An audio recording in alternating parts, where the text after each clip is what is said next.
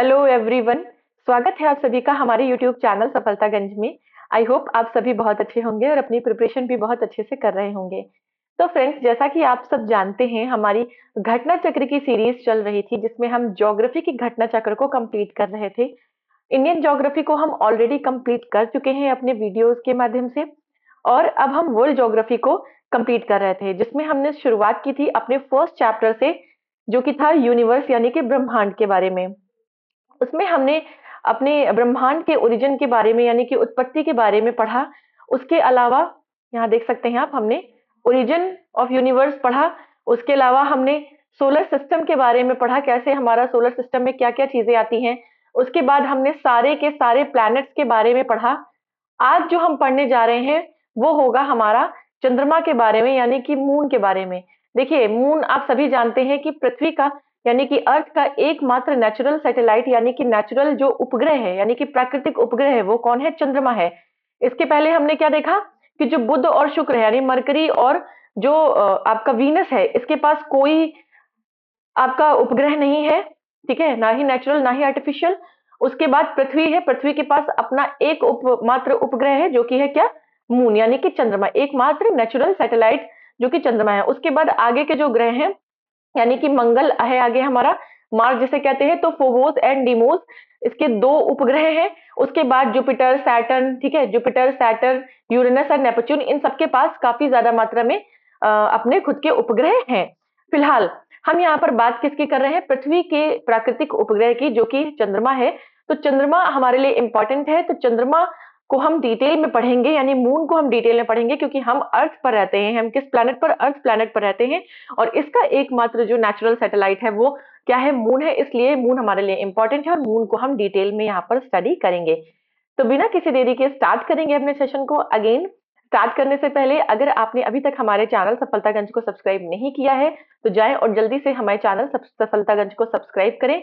And yes, bell icon पर जरूर press करें सो दैट जैसे ही मैं कोई वीडियो अपलोड करूं सबसे पहले नोटिफिकेशन आप तक पहुंचे। And one more thing, comment box में रिएक्शन देना ना भूलें और लाइक शेयर करना भी ना भूलें। वीडियोस अब कंटिन्यू रहेंगी, डोंट वरी। आपकी जल्द ही 15 टू 20 डेज में वर्ल्ड ज्योग्राफी कंप्लीट करा दी जाएगी। चलिए, तो स्टार्ट करते हैं मून से। तो मून क्या है? सैटेलाइट है, यानी कि एक उपग्रह है। तो उपग्रह क्या होता है? उपग्रह वो आकाशीय पिंड होते हैं जो अपने अपने ग्रहों की परिक्रमा करते हैं। देखिए, अभी तक हमने क्या पढ़ा था कि ये सूर्य है, सूर्य के चारों एक और एक ऑर्बिट है, ऑर्बिट ऑर्बिट में डिफरेंट डिफरेंट जो प्लैनेट्स हैं वो सूर्य के चारों परिक्रमा करते हैं। लेकिन ये जो ग्रह हैं इनके चारों ओर भी ऑर्बिट है और इनके चारों ओर इनके उपग्रह परिक्रमा करते हैं। तो चंद्रमा क्या है? एक उपग्रह है। किसका उपग्रह है? पृथ्वी का। तो किसकी ओर चक्कर, चारों ओर चक्कर लगाएगा? ऑब्वियस सी बात है कि पृथ्वी के चारों ओर चक्कर लगाएगा। तो चंद्रमा क्या करता है? पृथ्वी के चारों ओर चक्कर लगाता है, उसी प्रकार से जिस प्रकार से पृथ्वी सूर्य के चारों ओर चक्कर लगाती है।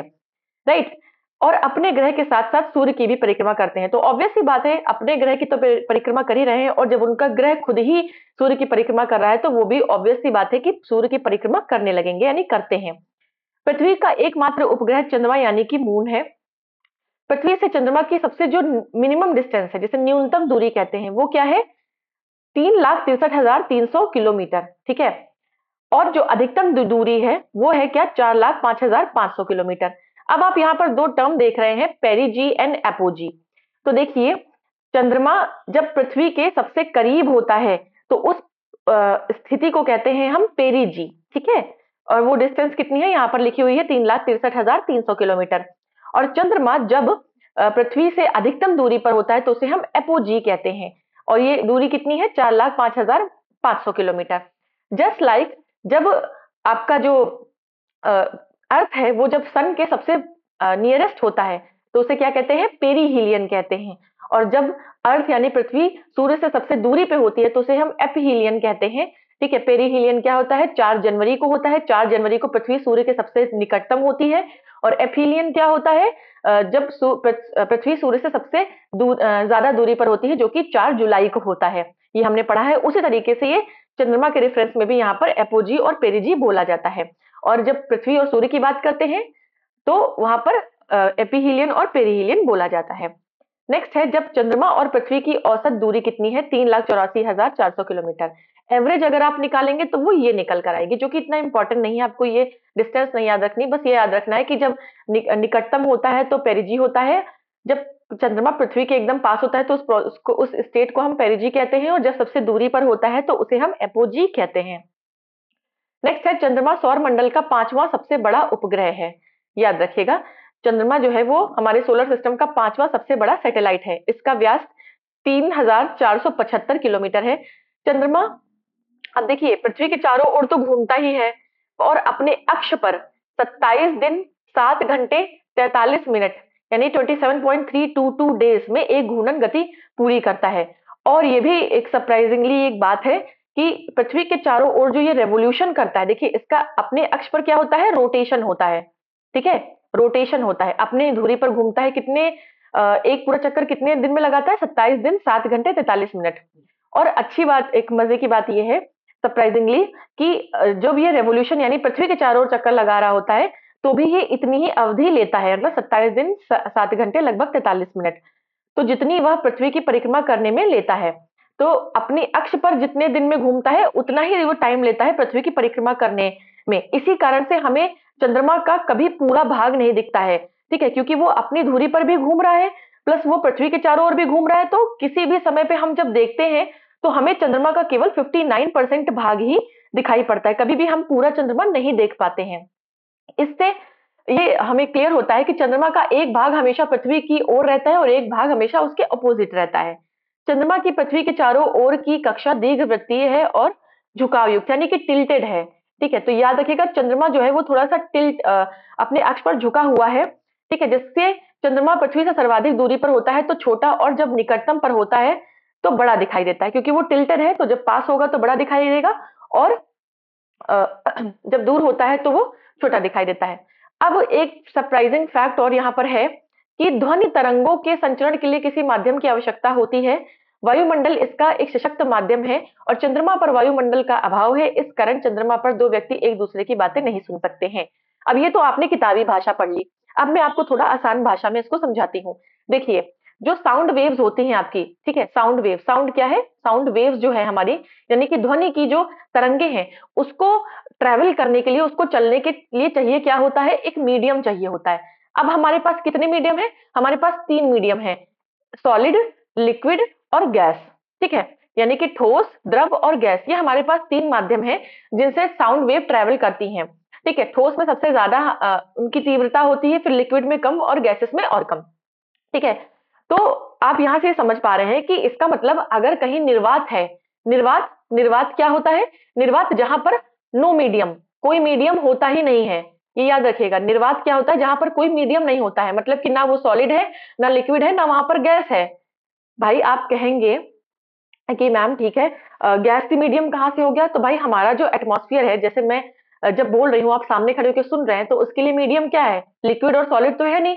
जो हमारा एटमॉस्फेयर है वो क्या है, मिक्सचर ऑफ गैसेस है। मिक्सचर ऑफ गैसेस, हमारे एटमॉस्फेयर में कई सारी गैसेस हैं। ठीक है, सबसे ज्यादा नाइट्रोजन है, फिर ऑक्सीजन है 21%, नाइट्रोजन 72%। ठीक है, इस तरीके से कई मिक्सचर है गैसेस का, उससे एटमॉस्फेयर बनाए। तो हमारे एटमॉस्फेयर में एक मीडियम है, गैसेस जो का मिक्सचर है, जिसकी वजह से वो एक मीडियम प्रोवाइड करता है साउंड वेव्स को। इसीलिए मैं सामने खड़ी हूँ, आप सामने खड़े, मैं कुछ बोल रही हूँ तो आप सुन पाते हैं। ठीक है, अब अगर मीडियम हटा लिया जाए, यहाँ से सारी गैसें हटा ली जाए, निर्वात कर दिया जाए, वैक्यूम जिसे कहते हैं ना, निर्वात को कहते हैं वैक्यूम, वैक्यूम कर लिया जाए, तो यहाँ पर साउंड वेव ट्रेवल नहीं कर पाएंगी। और जब उनको माध्यम नहीं मिलेगा, वो ट्रेवल नहीं कर पाएंगी, तो मैं अगर कुछ बोलूंगी तो आपको सुनाई नहीं देगा, अगर वहां पर निर्वात कर दिया जाएगा। तो यहाँ पर इस जो आपका सेंटेंस था, इसका यही मतलब था कि क्योंकि चंद्रमा पर वायुमंडल नहीं है, यानी कि एटमॉस्फेयर एब्सेंट है वहां पर, इस वजह से वहां पर कोई मीडियम नहीं है जिसमें साउंड वेव ट्रैवल कर सके। इसलिए उन साउंड वेव्स को कोई ट्रैवल करने के लिए मीडियम नहीं मिलता है, जिसकी वजह से चंद्रमा पर अगर दो लोग एक दूसरे से बात कर रहे हैं तो वो एक दूसरे की बात नहीं सुन सकते हैं, because sound wave needs a medium for its travel. ठीक है, जब सूर्य, अब ये तो यहाँ से दूसरा स्टेटमेंट हो जाएगा, तो इसके लिए मुझे थोड़ा सा क्लीन करना पड़ेगा। आई होप आपको ये स्टेटमेंट बहुत अच्छे से समझ में आ गया होगा। किसी भी वनडे एग्जाम में पूछा जा सकता है कि क्यों चंद्रमा पर दो लोग एक दूसरे की बातें नहीं सुन पाते हैं, तो आप सिंपल सी टिक करेंगे कि वहां पर पर कोई मीडियम प्रेजेंट नहीं होता है, कोई एटमॉस्फेयर नहीं है चंद्रमा पर, इसलिए दो लोग एक दूसरे की बातें नहीं सुन पाते हैं, क्योंकि साउंड वेव्स को ट्रेवल करने के लिए कोई मीडियम नहीं मिलता है। नेक्स्ट हम बात करेंगे, नेक्स्ट हमारा स्टेटमेंट क्या है कि जब सूर्य और चंद्रमा के बीच में पृथ्वी आ जाती है तो सूर्य का प्रकाश चंद्रमा पर नहीं पड़ता है। बिल्कुल भाई, ये सूर्य है, ठीक है, ये मान लीजिए चंद्रमा है, अब इसके बीच में पृथ्वी आ गई है, ठीक है, तो सूर्य का प्रकाश जो है, नहीं अच्छा उसके बारे में बात करें, ये मैंने आपको उल्टा थोड़ा बता दिया। यस, तो यहाँ पर ये क्या कह रहा है कि आपका जो सूर्य है और चंद्रमा के बीच में पृथ्वी आ जाती है, यस सही था, सूर्य है, ये चंद्रमा है, इसके बीच में पृथ्वी आ जाती है, तो सूर्य का प्रकाश चंद्रमा तक, सूर्य का प्रकाश यहाँ तक नहीं पहुंच पाता है, ठीक है, तो सूर्य का प्रकाश चंद्रमा पर नहीं पड़ता, क्योंकि ग्रहों और उपग्रहों का अपना कोई प्रकाश नहीं होता, इसलिए केवल सूर्य के प्रकाश से प्रकाशित होते हैं। हम सभी को पता है कि पृथ्वी का अपना कोई प्रकाश नहीं है, कोई चमक नहीं है, चंद्रमा की भी अपनी कोई चमक नहीं। फिर आप कहेंगे कि सूर्य हमें चमकता हुआ क्यों सॉरी, हमें पृथ्वी में रोशनी क्यों दिखाई देती है, हम क्यों चीजों को देख पाते हैं, क्यों यहाँ पर लाइट की प्रेजेंस है, क्योंकि यहाँ पर एटमॉस्फेयर है, यहाँ पर सूर्य की किरणें आ जाती हैं और एटमॉस्फेयर प्रेजेंट होने की वजह से टकराती है पार्टिकल से और स्कैटरिंग हो जाती है लाइट की, ठीक है। चंद्रमा भी चमकता है किसके प्रकाश से, तो सूर्य के प्रकाश से ही। तो जितने भी तारे हैं, जितने भी आपके प्लैनेट्स हैं आपके सोलर सिस्टम में, वो सब कैसे चमकते हैं, सूर्य के प्रकाश से चमकते हैं। अब यहाँ पर आप देख रहे हैं कि सूर्य और चंद्रमा के बीच में पृथ्वी आ गई, ठीक है, तो अब सूर्य, चंद्रमा के पास सूर्य का प्रकाश पहुंच नहीं पा रहा है, ठीक है, अतः चंद्रमा पर सूर्य का प्रकाश ना पड़ने के कारण क्या होता है, चंद्र ग्रहण होता है, ठीक है, इसको चंद्र ग्रहण कहते हैं। तो भाई क्या हो गया, पृथ्वी सूर्य और चंद्रमा के बीच में आ गई तो चंद्र ग्रहण हो जाता है। चंद्र ग्रहण का प्रकार और उसकी लंबाई चंद्रमा की सापेक्षिक स्थितियों और उसके कक्षीय पथ पर निर्भर करती है। बिल्कुल, चंद्र ग्रहण कितना लंबा होगा, कितनी देर का होगा, क्या किस टाइप का होगा, ये सब कुछ उसकी जो आपका मोशन है और उसका जो ऑर्बिट्स का जो पाथ है उस पर डिपेंड करता है। उसके अलावा चंद्र ग्रहण हमेशा फुल मून के दिन होता है। देखिए, सूर्य ग्रहण हमेशा न्यू मून के दिन होता है, न्यू मून, ठीक है, जिसे हम अमावस्या कहते हैं, और फुल मून क्या होता है, जिसे हम पूर्णिमा कहते हैं। तो याद रखिएगा, चंद्र ग्रहण हमेशा पूर्णिमा के दिन यानी फुल मून के दिन होता है, और जबकि सूर्य ग्रहण हमेशा अमावस्या के दिन यानी कि न्यू मून के दिन होता है। अर्धचंद्र के समय पृथ्वी के संदर्भ में सूर्य और चंद्रमा की स्थिति समकोणीय यानी कि 90 डिग्री होती है, ठीक है। तो याद रखिएगा कि अर्धचंद्र के समय पृथ्वी के संदर्भ में सूर्य और चंद्रमा, मतलब अगर हम पृथ्वी को रेफरेंस ले तो इसमें इस तरीके से, यहाँ पर ये सन है, ठीक है, ये हमारी अर्थ है, और यहाँ पर कहीं मून होगा, तो सूर्य और चंद्रमा का जो एंगल बनेगा वो जो है 90 डिग्री का एंगल बनेगा, तो 90 डिग्री पर होता है। चंद्रमा अपने दीर्घवृत्ताकार पक्ष कक्ष के सहारे पृथ्वी की परिक्रमा करता है। बिल्कुल, इसके भी एक ऑर्बिट होती है, उसके सहारे पृथ्वी की परिक्रमा करता है। जब चंद्रमा पृथ्वी के सबसे पास होता है, याद रखिएगा, जब चंद्रमा पृथ्वी के सबसे पास होता है तो उसे चंद्रमा की उपभू स्थिति, ठीक है, हमने पेरिजी पढ़ा था ना, एपोजियन पेरिजी, तो सबसे पास होता है तो उसे हम पेरिजी कहते हैं। अब पेरिजी, देखिए यहां से थोड़ा डायग्राम से समझिए आप, ये हमारा, ये हमारी जो है अर्थ है, ठीक है, अर्थ के चारों ओर कौन चक्कर लगा रहा है, ये चंद्रमा है।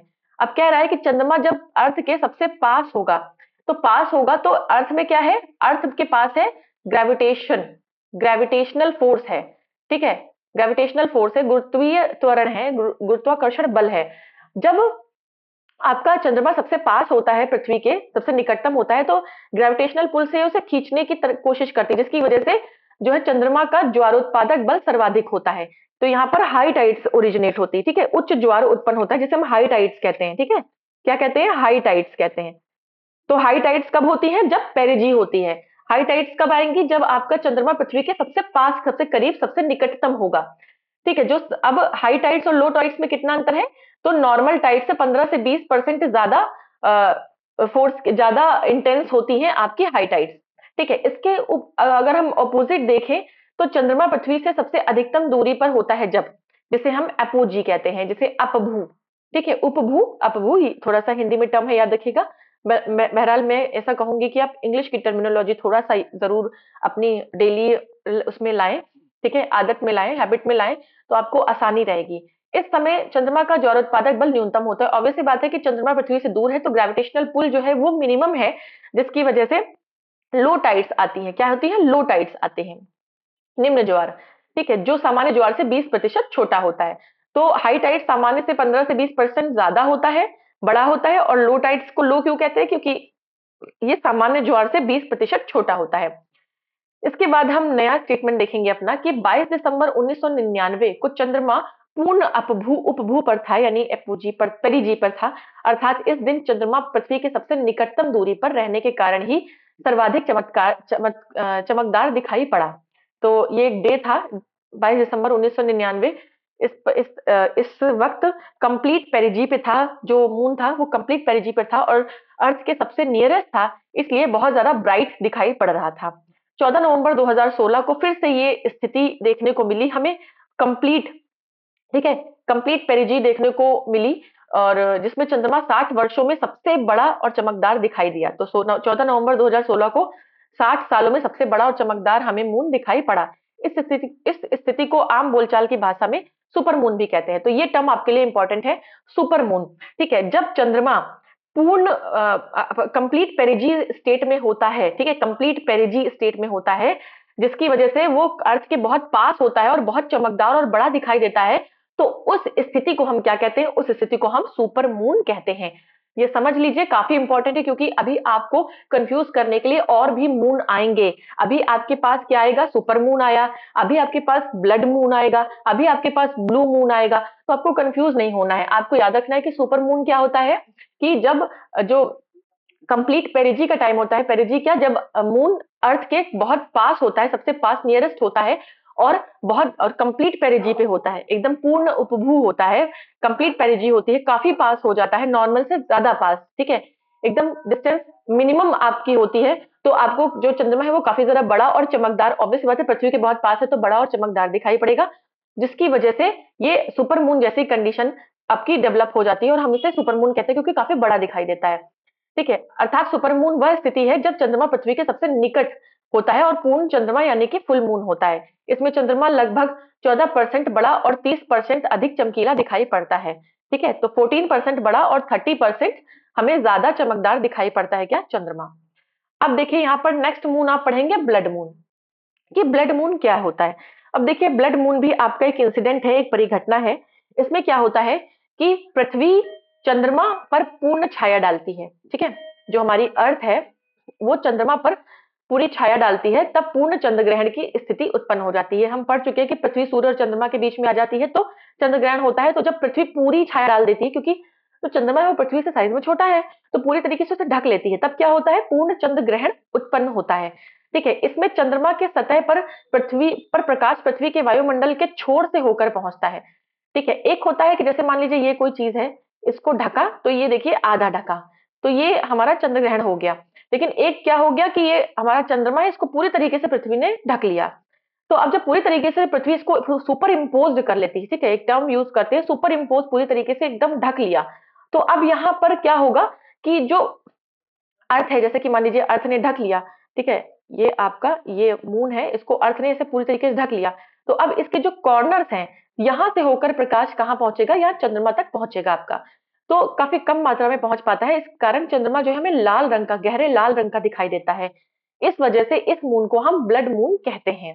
तो याद रखिएगा कि जब पूरी तरीके से पृथ्वी, पूर्ण चंद्र ग्रहण की स्थिति में जब पृथ्वी पूरी तरीके से चंद्रमा को कवर कर लेती है, तो वायु, पृथ्वी के जो वायुमंडल है उसके किनारे, कॉर्नर्स यानी कि छोर से होकर प्रकाश पहुंचता है, बहुत कम मात्रा में प्रकाश पहुंच पाता है चंद्रमा तक, जिसकी वजह से मून हमें रेड कलर का, ब्लडी रेड कलर का दिखाई देता है, जिसे हम ब्लड मून कहते हैं।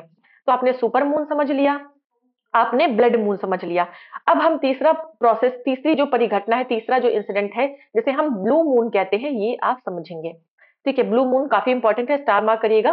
प्रोसेस देखिए, कॉन्सेप्ट को क्लियर करिए, कॉन्सेप्ट समझना बहुत ज्यादा जरूरी है। ठीक है, रटने पर फोकस मत करिए, कॉन्सेप्ट समझिए। ये नोट्स मैं इसीलिए कराती हूँ ताकि आपका कॉन्सेप्ट क्लियर हो जाए, जिसकी वजह से आपके जब क्वेश्चन करें ना, तो आपको एक कॉन्फिडेंस बिल्डअप हो आपके अंदर। नहीं तो अदरवाइज मैं केवल क्वेश्चन कराकर आगे बढ़ सकती हूँ, कई लोग कहते भी हैं, बट मेरा मानना है कि एक बार मैं पूरी घटना चक्र अच्छे से नोट से करा देती हूँ, उसके बाद फिर क्वेश्चन जिसको देखने हैं वो आराम से क्वेश्चन देख सकता है। चलिए, तो हम पढ़ेंगे अब ब्लू मून। तो ब्लू मून क्या है? ये भी एक सौर वर्ष में 12 चंद्रमाहों से कुछ अधिक दिन होने के कारण घटित होती है। अब देखिए, एक जो चंद्रमा यानी कि जो ल्यूनर मंथ होता है, ठीक है, वो कितना होता है? 29.5 डेज का होता है। ठीक है, और हमारे यहाँ 29.5 डेज मतलब ऑलमोस्ट 30 डेज आप मान लें। ठीक है, अभी हम 30 नहीं मान रहे, लेकिन 30 डेज का एक मंथ होता है। तो यानी कि अगर हम 12 महीनों से डिवाइड करें, एक साल में 12 महीने होते हैं, तो लगभग आपका 354 डेज ये आ जाएगा। ठीक है? जब और हमारा जो 1 साल होता है वो कितना होता है? 365 डेज़ का होता है। तो जब आप 365 में से 354 माइनस करेंगे, तो आपका लगभग 11 दिन शेष बच जाएगा, ठीक है? तो 29.5 दिन में हमको एक जो है देखने को मिलता है, चंद्रमाह होता है। एक चंद्रमाह में हमको देखने को मिलता है, एक ब्लू मून देखने को एक सॉरी एक मून देखने को मिलता है, फुल मून देखने को मिलता है, ठीक है? 9.5 डेज़ में एक हमें फुल मून देखने को मिलता है, एक फुल मून यानी कि लगभग आप अंदाज़ा लगा सकते हैं कि 1 महीने में 1 फुल मून यानी कि 1 पूर्णिमा हमें देखने को मिलती है, ठीक है? लेकिन जब आप इसको 12 से मल्टीप्लाई करते हैं तो 354 डेज़ आता है, यानी कि 1 साल में 12 पूर्णिमाएँ होती हैं लेकिन 11 दिन आप अलग रख लीजिए, ठीक है? अब आप 11 दिन आपने इधर किया और 11 दिन अगले साल में आपने फिर जो दूसरा साल होगा उसमें 11 दिन होंगे, 22 दिन हो गए। तो इस तरीके से, ठीक है? इस तरीके से जब आप देखेंगे तो हर 2.7154 इतना नहीं याद रखना है, यानी कि 2 साल 7 महीने। लगभग 2 साल 7 महीने जब आप कैलकुलेट करेंगे तो 2 साल 7 महीने में हमें एक एक्स्ट्रा मून फुल मून देखने को मिलता है। आप समझ रहे होंगे, ठीक है? देखिए 29.5 डेज़ का एक आपका चंद्रमास होता है, पूर्णिमा 29.5 डेज़ में आती है। तो ये आप जब 12 से मल्टीप्लाई करेंगे तो 1 साल में 12 पूर्णिमाएँ जनरली होती हैं, ये नॉर्मल कंडीशन है। लेकिन कभी-कभी किसी वर्ष में, अब वो किसी वर्ष कब आता है? वो किसी वर्ष आता है 2.7 ईयर्स बाद, यानी 2 साल 7 महीने बाद। तो एक अतिरिक्त पूर्णिमा यानी एक एक्स्ट्रा हमें मून देखने को, एक्स्ट्रा फुल मून देखने को मिलता है, जिसको हम क्या कहते हैं? ब्लू मून का ब्लू मून कहते हैं। ब्लू मून का अस्तित्व तो नहीं होता, ठीक है? लेकिन ए वर्ष में देखिए किसी वर्ष में एक अतिरिक्त पूर्णिमा अर्थात ब्लू मून का अस्तित्व नहीं होता। यही यहाँ पर यही बात कही जा रही है, क्योंकि 11 दिन ही हुए हैं, ठीक है? लेकिन वर्ष में 365 सही 1/4 दिन होने के कारण प्रत्येक वर्ष में 12 पूर्णिमाओं के लिए 354 दिनों के बाद भी 11 दिन शेष बच जाते हैं। यही कारण है कि 2.715 वर्ष में एक अतिरिक्त पूर्णिमा घटित होने के लिए 29.5 दिन प्राप्त हो जाते हैं। ठीक है, इस अतिरिक्त पूर्णिमा को ही ब्लू मून की संज्ञा दी जाती है। मतलब एक अतिरिक्त पूर्णिमा जब आप जोड़ेंगे तो 1 साल में 11 दिन बचे, 2 साल में 11 दिन बचे, कितना हो गया? 22। और अभी आपको कितना चाहिए? एक पूर्णिमा होती है 29.5 डेज़ की, तो 22 यानी कि आपको 7.5 डेज़ और चाहिए। तो वो 7.5 डेज़ आपके पास कैसे आएँगे? आपके 7 महीने में आपको मिलेंगे, ठीक है? तो अगले 7 महीने में और जब आप एक-एक दिन जोड़ेंगे, तो आपको 7 महीने में 7.5 डेज़ और मिल जाएँगे। तो आपके टोटल हो गए 29.5 डेज़। तो आफ्टर 2.7 इयर्स यानी 2 साल 7 महीने बाद किसी महीने में आपको एक ही महीने में 2 फुल मून देखने को मिल सकते हैं। मतलब हो सकता है एक आपको मिल जाए देखने को 2 जनवरी को, मैं ऐसे एग्ज़ाम्पल बता रही हूँ, और एक आपको देखने को मिल जाए हो सकता है 31 जनवरी को, ठीक है? तो हालाँकि ये नॉर्मल कंडीशन नहीं है, लेकिन ये ब्लू मून की कंडीशन होती है। तो जब एक ही महीने में हमें 2 फुल मून देखने को मिल जाए, समझ लीजिए कि ये ब्लू मून है। यही बताने की यहाँ पर कोशिश की जा रही है, ठीक है? चलिए। हाँ, और ये भी याद रखिएगा कि ऐसा नहीं है कि 2 फुल मून है तो उनके बीच का जो टाइम है वो घट जाएगा, नहीं, वो टाइम जो है 29.5 डेज़ का ही रहेगा। मतलब कि 2 जनवरी को जो फुल मून हमें दिखा, उसके बाद अगर हमें जनवरी में ही फुल मून दिख रहा है, दूसरा फुल मून, तो 2 जनवरी और 31 जनवरी वाले के बीच में 29.5 डेज़ का ही अंतर रहेगा। वो अंतर जो है वो प्रॉपर मेंटेन रहता है, ये मत सोचिएगा। बेसिकली उस साल में हमको 13 फुल मून देखने को मिलते हैं। कितने? 13 फुल मून देखने को मिलते हैं, ठीक है? जनरली हमें 12 देखने को मिलते हैं, लेकिन उस ईयर में हमें 13 फुल मून, और जो 13वां जो है वो क्या होता है? वो ब्लू मून होता है, ठीक है? एक एक्स्ट्रा फुल मून। चलिए, प्रचलित लोकप्रिय धारणा के अनुरूप जिस माह में 2 पूर्णिमा होंगी, उसकी दूसरी पूर्णिमा को ब्लू मून कहेंगे, ठीक है? तो पहली वाली जो फुल फुल मून है उसे फुल मून कहेंगे, और जो दूसरा वाला फुल मून है उसे हम क्या कह देंगे? ब्लू मून कह देंगे। इसी आधार पर वर्ष 2009 में, जिसमें 2 दिसंबर और 31 दिसंबर को पूर्णिमा का अवसर निर्धारित था, 31 दिसंबर वाली पूर्णिमा को ब्लू मून कह दिया गया। भाई जो 2 दिसंबर को थी उसको कह दिया गया, भाई जो पहले पड़ेगा वो ऑब्वियस सी बात है फुल मून होगा, और जो बाद वाला पड़ेगा उसको जो है ब्लू मून कह दिया गया। वस्तुतः एक माह में 2 पूर्णिमा के आधार पर ब्लू मून को परिभाषित करना एक लोकप्रिय त्रुटि है, जो वर्ष 1946 में फार्मर्स अल्मनक, ठीक है, ने की स्काई एंड टेलीस्कोप मैगजीन में प्रस्तुत गलत व्याख्या के कारण प्रचलित हो गई थी। वर्ष 1999 में इस पत्रिका द्वारा इस त्रुटि को दूर करने हेतु एक आर्टिकल भी लिखा गया था, ठीक है? ऐसा कहा जाता है कि थोड़ा-सा एनालिसिस करने में उनसे गलती हो गई, और उल्लेखनीय है कि फार्मर्स अल्मनक द्वारा प्रस्तुत ब्लू मून की परिभाषा को सर्वाधिक स्वीकृति प्राप्त है। अल्मनक के अनुसार ब्लू मून एक खगोलीय मौसम यानी कि एस्ट्रोनॉमिकल सीजन। अब देखिए अल्मनक ने क्या कहा, पहले तो ऐसे कहा कि ब्लू मून ये होता है, लेकिन अब ये देखिए ब्लू मून को क्या कहा, जब उन्होंने करेक्शन करके दिया तो कहा कि ब्लू मून एक खगोलीय मौसम यानी कि एस्ट्रोनॉमिकल सीजन में अतिरिक्त पूर्णिमा के अस्तित्व की घटना है। ठीक है, खगोलीय मौसम यानी जो एस्ट्रोनॉमिकल सीजन होते हैं वो वर्ष में 4 हैं। 21 मार्च और 23 सितंबर विषुवत या इक्विनॉक्स हम जिन्हें कहते हैं, और 21 जून और 22 दिसंबर जिसे हम अयनांत या संक्रांति या सॉल्स्टिस कहते हैं। ठीक है, समर सॉल्स्टिस, विंटर सॉल्स्टिस हम कहते, समर इक्विनॉक्स, विंटर इक्विनॉक्स हम पढ़ते हैं ना। तो देखिए, तो खगोलीय मौसम हमारे पास कितने हैं, वर्ष में 4 खगोलीय यानी कि एस्ट्रोनॉमिकल सीजन होते हैं। 21 मार्च और 23 सितंबर वाला हम इक्विनॉक्स कहते हैं उसको, या विषुव कहते हैं, जबकि 21 जून और 22 दिसंबर वाला अयनांत संक्रांति या क्या कहलाता है, सॉल्टिस कहलाता है। इस मौसम की विभाजक तिथियां, मतलब ये जो तिथियां हैं ये मौसम से को विभाजित करती हैं। मतलब 21 मार्च के बाद समर इक्विनॉक्स शुरू हो जाएगा, फिर 23 सितंबर के बाद विंटर इक्विनॉक्स शुरू हो जाएगा ना, इस तरीके से ये डिवाइड करते हैं मौसम को। इस मौसम की विभाजक तिथियां हैं, एक वर्ष में 4 खगोलीय मौसम इस प्रकार से होंगे। देखिए कैसे होंगे, 21 मार्च से 20 जून तक, फिर 21 जून से 22 सितंबर, फिर 23 सितंबर से 21 दिसंबर, और फिर 22 दिसंबर से 20 मार्च। अगेन 20 मार्च से आपका क्या हो जाएगा, 21 मार्च से 20 जून, फिर अगला मौसम स्टार्ट हो जाएगा। ठीक है, प्रत्येक खंड में लगभग 3 महीने का होता है भाई, 3 चौक 12, तो 4 जो है तिमाही होती है, तो हर 3 महीने में अलग मौसम, ऐसा एस्ट्रोनॉमिकल सीजन होता है, ऐसा कहा जाता है। प्रत्येक खंड में सामान्यतः 3 पूर्णिमाएं होती हैं भाई, 3 महीने हैं तो 3 पूर्णिमाएं होती हैं। लेकिन अब आप यहाँ पर वो वाला कॉन्सेप्ट लगाइए जो मैंने अभी आपको समझाया। 2.7 ईयर्स के बाद यानी 2 साल 7 महीने पर जब 29 पॉइंट एक्स्ट्रा 29.5 डेज हमारे पास इकट्ठे हो जाते हैं, तो किसी एक खंड में 3 की बजाय 4 पूर्णिमा हो जाएंगी, जो कि हम ऑलरेडी पढ़ चुके हैं। ठीक है, 4 पूर्णिमा वाला खंड ब्लू मून परिघटना वाला खंड होगा। तो उन्होंने इसको एस्ट्रोनॉमिकल सीजन के बेसिस पे बता दिया हमको। इस खंड की 4 पूर्णिमाओं में से तृतीय को ब्लू मून कहा जाएगा। ठीक है, जो 4 पूर्णिमाएं इसमें होंगी, 3 की बजाय 4, 3 महीने में 3 होनी चाहिए, बट 3 महीने में हमारे पास कितनी होंगी, 4 होंगी। तो जो तीसरी वाली होगी उसको इन्होंने कहा कि ब्लू मून कहेंगे, चौथी वाली को नहीं, तीसरी वाली को।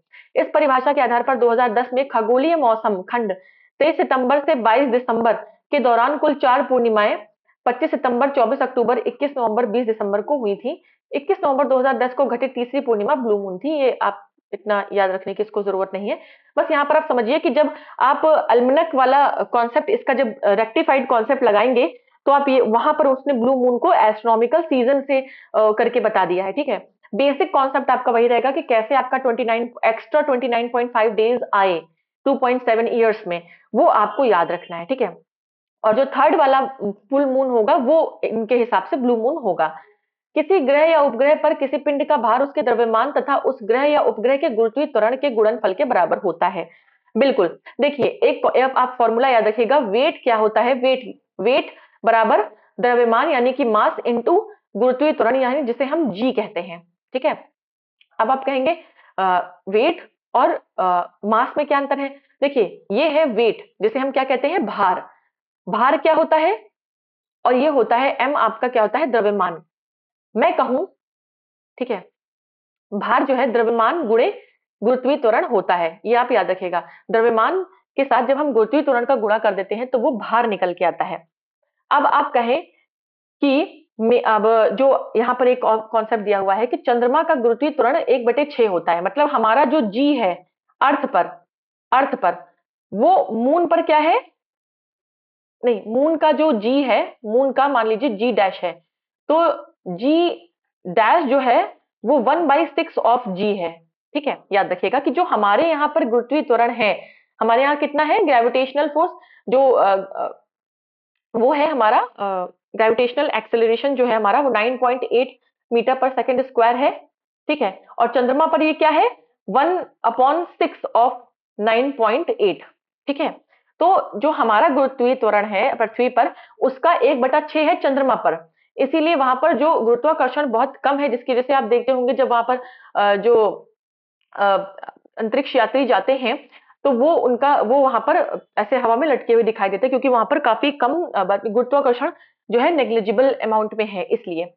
तो अब आप कहेंगे कि इसका मतलब मैं चंद्रमा पर जाऊंगा, मैं यहाँ पर 60 किलो का हूं, तो क्या मैं वहां जाकर 10 किलो का हो जाऊंगा, मतलब 1/6 हो जाऊंगा, यानी 60/10 हो जाऊंगा। ठीक है, ठीक है, 60/10 हो जाऊंगा, तो ऐसा नहीं है। यानी ए, जो आपका मास है, ठीक है, मास द्रव्यमान, वो है आपका 60 किलोग्राम। ठीक है, 60 किलोग्राम है, वो वही रहेगा। आप वहां 60 से 6 किलो के नहीं हो जाओगे। ठीक है, बेसिकली वहां क्या होता है, जो हमारा भार होता है, ग्रेविटेशनल एक्सेलरेशन ना होने की वजह से हमारा भार जो है वो कम हो जाता है। ठीक है, तो आप रहोगे 60 किलो के, लेकिन वो भारहीनता का एहसास होगा आपको, क्योंकि वहां पर ग्रेविटेशन नहीं है। वही बात यहाँ पर कही गई है, जो मैंने आपको आसान भाषा में समझा दी। तो अब देखिए, पृथ्वी से चंद्रमा पर ले जाने पर किसी वस्तु का भार घटकर उसके भार का 1/6 हो जाता है। मतलब अगर आप 60 केजीज के हैं, तो वहां पर किसी वस्तु का भार घटकर उसका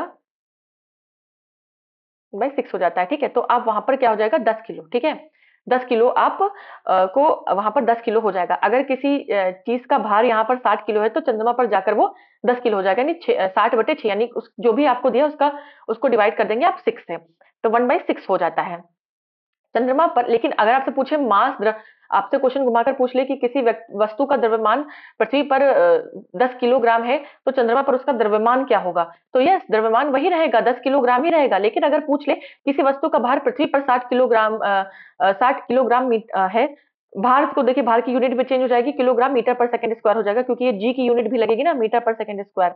ठीक है, तो 10 किलोग्राम मीटर पर सेकंड 60 किलोग्राम मीटर पर सेकंड स्क्वायर है किसी वस्तु का भार पृथ्वी पर, तो चंद्रमा पर कितना हो जाएगा, तो 1/6, यानी कि 60 का जब हम 6 से डिवाइड करेंगे तो हो जाएगा 10 किलोग्राम मीटर पर सेकंड स्क्वायर हो जाएगा। ठीक है, चलिए, तो ये हो जाएगा आपका क्या, भार वाला जो कॉन्सेप्ट था कि 1/6 हो जाता है।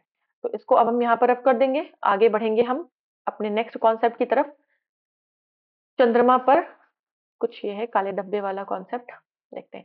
चंद्रमा पर कुछ काले धब्बे वाले क्षेत्र को हम लूनर मेयर कहते हैं। ठीक है, लूनर मेयर, ये एक मेयर एक लैटिन शब्द है जिसका अर्थ है सागर। चंद्रमा पर एक प्रसिद्ध मेयर सी ऑफ ट्रैंक्विलिटी, यानी शांति का सागर के नाम से जाना जाता है। ठीक है, एक प्रसिद्ध मेयर है जिसको हम सी ऑफ ट्रैंक्विलिटी कहते हैं। अब क्यों कहते हैं कि क्योंकि इस भाग पर पहला मानवयुक्त चंद्रयान, ठीक है, जिसमें इंसान गए थे, आपको पता है नील आर्मस्ट्रांग सबसे पहले चंद्रमा पर उन्होंने कदम रखा था 1969, ये यहाँ पर लिखा हुआ है। तो किससे गए थे, अपोलो 11 से गए थे। मानव ने चंद्रमा पर पहला कदम 20 जुलाई 1969 को रखा था। वो जो स्पॉट है उसे ही जो है सी ऑफ ट्रैंक्विलिटी कहते हैं।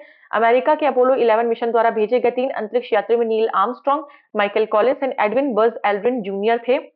नील आर्मस्ट्रांग और एडविन एल्ड्रिन ने चंद्रमा पर अपने कदम रखे थे, जबकि जो माइकल कॉलिंस थे वो नीचे नहीं उतरे थे, उस जो भी आपका अंतरिक्ष यान गया था। अपोलो 11 मिशन 16 जुलाई 1969 को केप कैनेडी, फ्लोरिडा से उड़ान भर के चंद्रमा पर स्थित सी ऑफ ट्रैंक्विलिटी पर 20 जुलाई 1969 को उतरा था। ठीक है, 21 जुलाई 1969 को चंद्रमा से पृथ्वी के लिए चला यह मिशन 24 जुलाई 1969 को प्रशांत महासागर क्षेत्र में सफलतापूर्वक लौट आया था। भारत द्वारा 22 अक्टूबर 2008 को आंध्र प्रदेश के श्रीहरिकोटा स्थित सतीश धवन अंतरिक्ष केंद्र शार से ध्रुवीय उपग्रह प्रक्षेपण यान पीएसएलवी C11 के माध्यम से हमारा पहला यानी चंद्रयान 1 प्रक्षेपित किया गया था, और 8 नवंबर 2008 को चंद्रयान 1 अपने 5वें और अंतिम चरण के बाद पृथ्वी की कक्षा में प्रवेश कर गया। इस अभियान में भारत द्वारा निर्मित मानव रहित चंद्रमा अंतरिक्ष यान मून इम्पैक्ट प्रोब को चंद्रमा की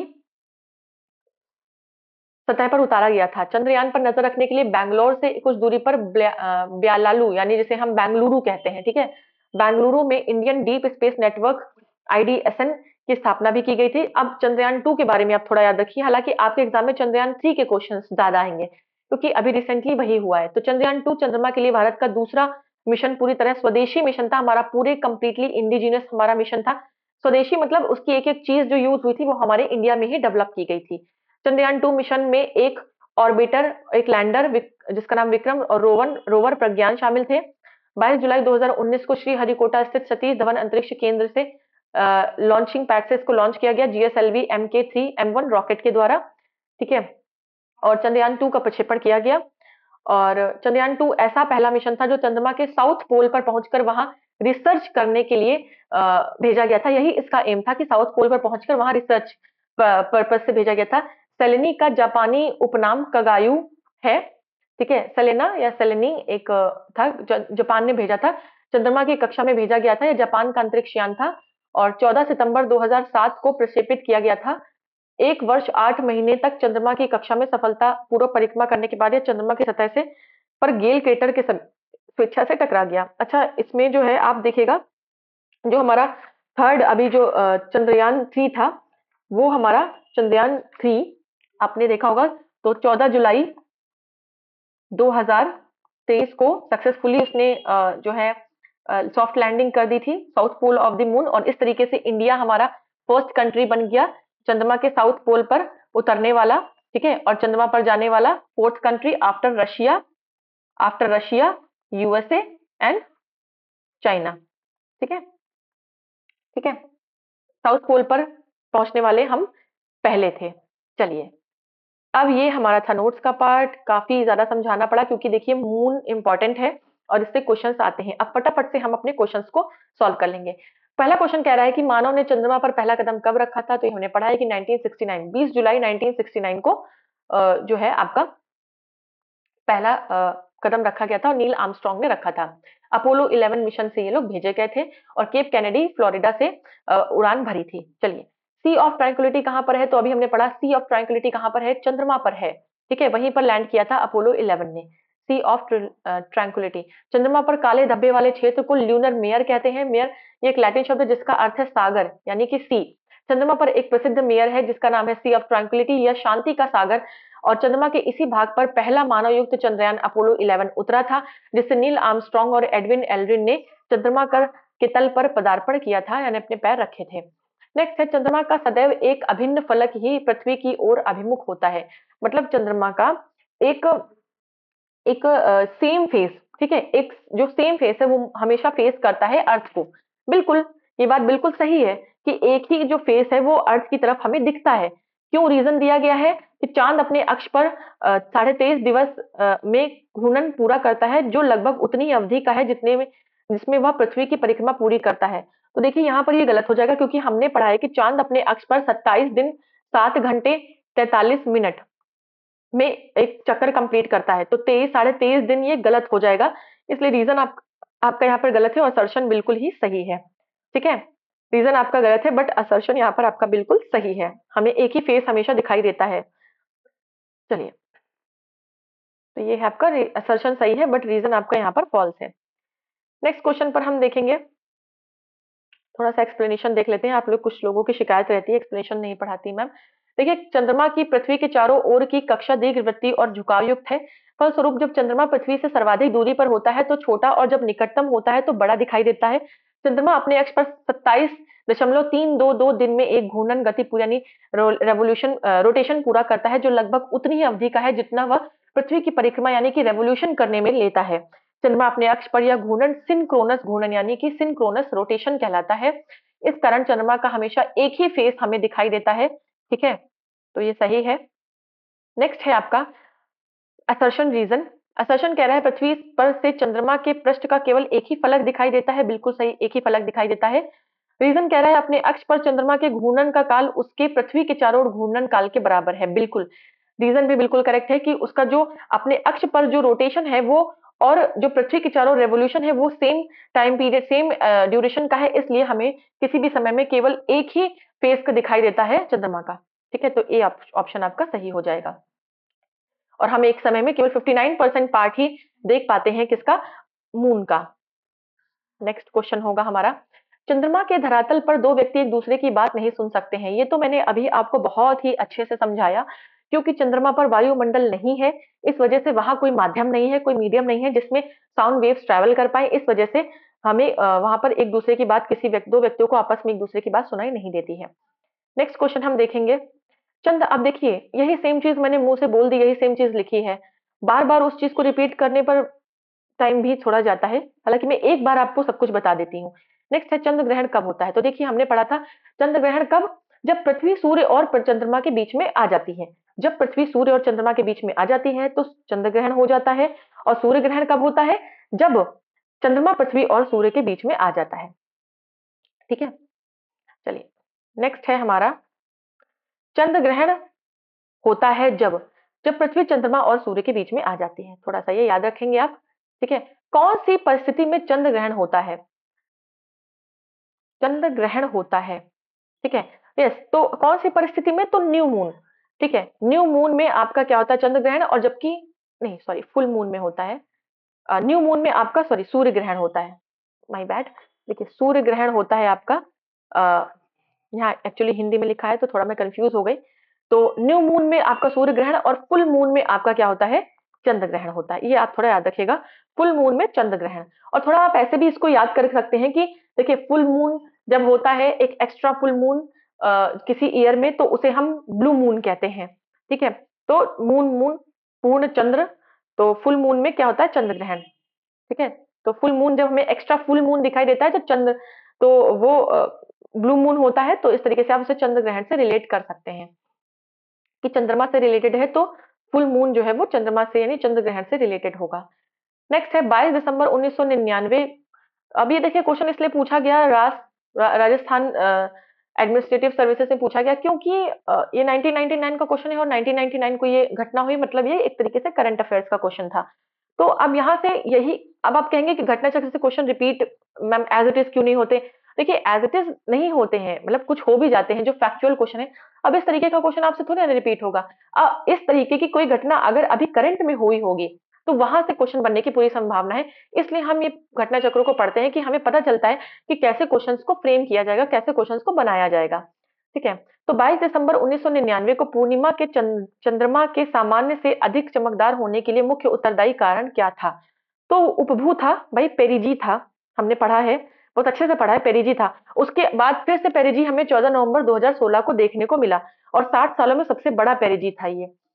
नेक्स्ट है, जब अर्धचंद्र होता है तो सूर्य, पृथ्वी और चंद्रमा के बीच में कितना कोण होता है? तो हमने देखा कि जब अर्धचंद्र होता है तब सूर्य, पृथ्वी और चंद्रमा के बीच में 90 डिग्री का एंगल होता है। नेक्स्ट देखेंगे, बेमेल या ऑड मैन को चुनिए। ऑड वन आउट को हमें चुनना है। चंद्रमा यानी कि मार्स, सॉरी, मंगल, बुध, पृथ्वी, ये सब ग्रह हैं और चंद्रमा क्या है? एक उपग्रह है। तो इस तरीके से ये बेमेल है, चंद्रमा कोई ग्रह नहीं है, बाकी तीन ग्रह हैं। नेक्स्ट है, निम्न में से कौन सा ग्रह नहीं है? तो चंद्रमा ग्रह नहीं है, चंद्रमा एक उपग्रह है, ये हम समझ रहे हैं, पढ़ रहे हैं बहुत देर से। नेक्स्ट हमें मैच द फॉलोइंग करना है।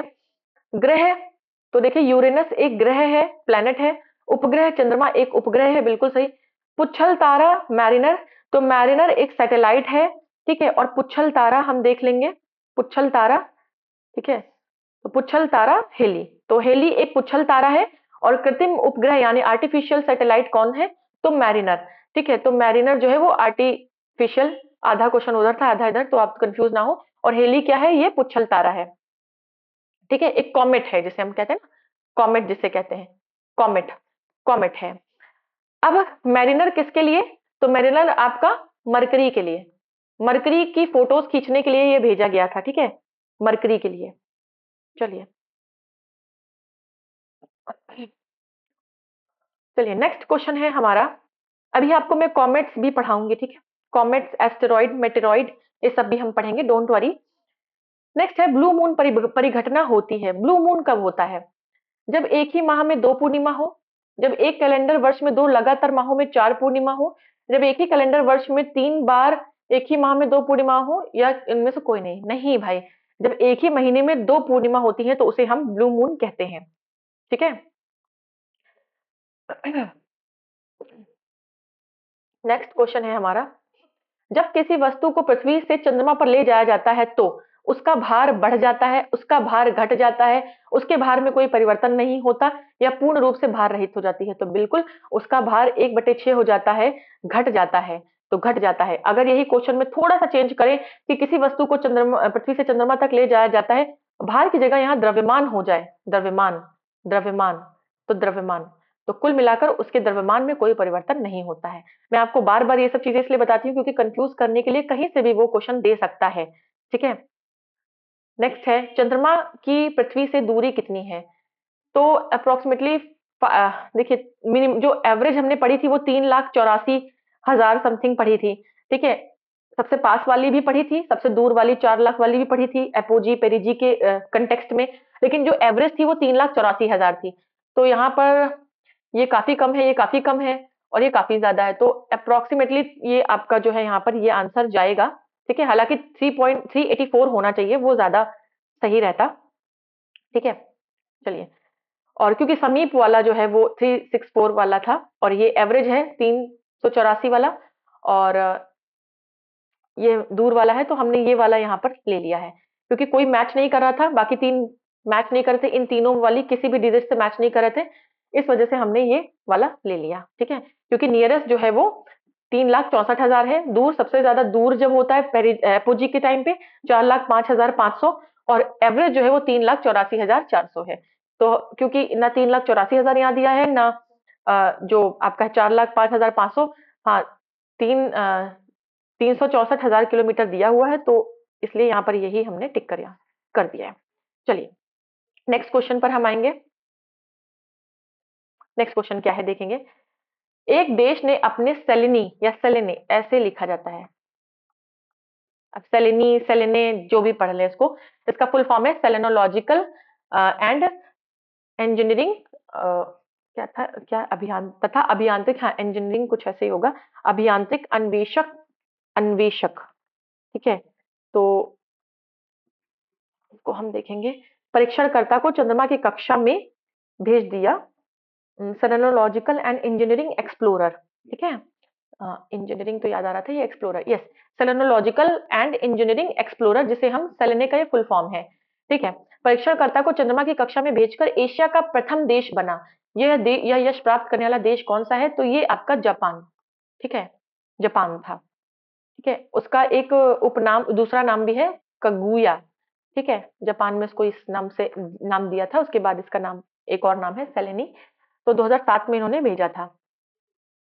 ठीक है, तो ये चंद्रमा की कक्षा में भेजा गया जापान का अंतरिक्ष यान था।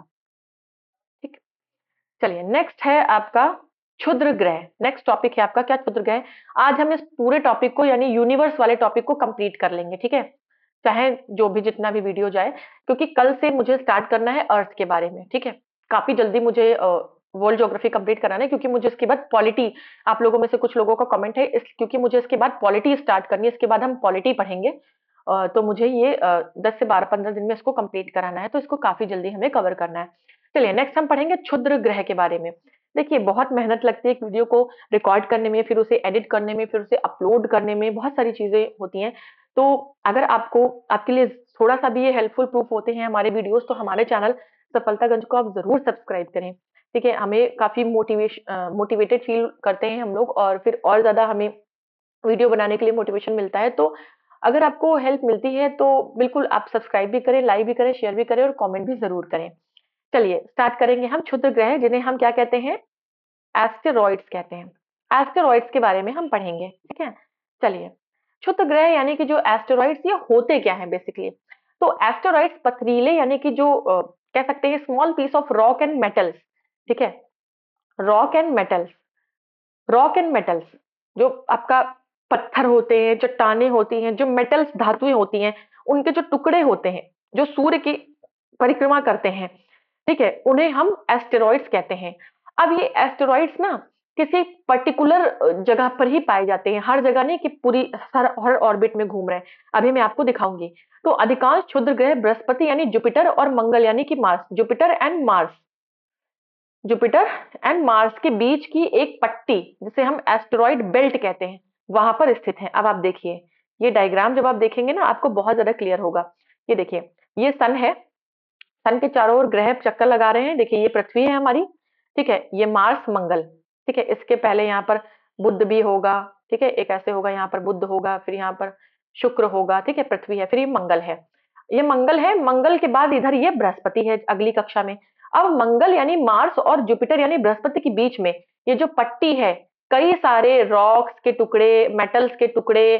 ठीक है, कुछ छोटे होते हैं, कुछ बहुत बड़े होते हैं। ठीक है, तो ये यहाँ पर जो है चक्कर लगा रहे होते हैं सूर्य के चारों। अब किसके चारों ओर लगा रहे हैं भाई, सूर्य के चारों ओर, ग्रह सूर्य के चारों ओर लगा रहे हैं, तो ये भी सूर्य के चारों ओर इस तरीके से पट्टी, इस तरीके से एक इसके फॉर्म में जो है सीक्वेंस के फॉर्म में चक्कर लगा रहे हैं, जिसे हम क्या कहते हैं, जिसे हम एस्टेरॉइड बेल्ट कहते हैं। ठीक है, इस एस्टेरॉइड बेल्ट में कई सारे एस्टेरॉइड, ये सब जो दिख रहे हैं आपको ये डॉट्स के शेप में, ये क्या है, ये एस्टेरॉइड्स हैं जिन्हें हम क्षुद्र ग्रह कहते हैं।